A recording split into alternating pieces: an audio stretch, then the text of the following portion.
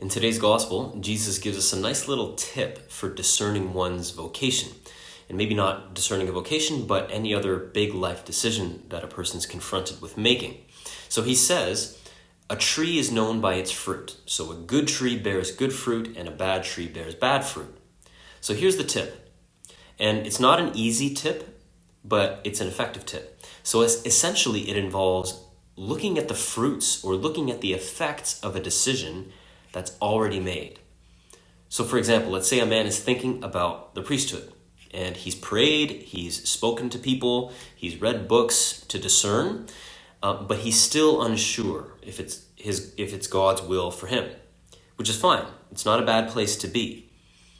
Maybe his next step should be going on a retreat, or if he's serious enough, maybe even join the seminary and just see how it goes for a little bit. And then look back at that decision and see what fruits or what effects resulted from that decision. And so some questions to ask regarding some of these fruits are the following questions. So has this decision resulted in me growing closer to God? Am I closer to God? Are others closer to God by my decision?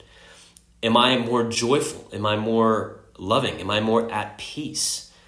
Some of St. Paul's fruits of the Spirit, love, joy, peace, patience. So those sorts of things.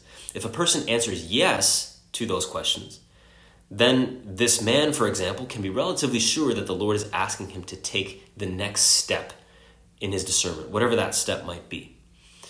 Now, this is an effective tool in discerning God's will, but it's also tough. It's challenging for the very reason that a person needs the courage to make a decision in the first place and just go somewhere, which takes a fair amount of trust on the part of the person. But the fact is, there's only so much discerning that a person can do in the head. Sometimes a person just needs to actually begin walking a path, going somewhere in order to see if it's where the Lord is calling them to go. There's a saying that goes, God cannot direct a boat that's tied to the dock. And so sometimes a person just needs to untie their boat, the boat of their life, set sail in a particular direction, and then allow the wind of the Holy Spirit to guide them, either along the same path or along a different one.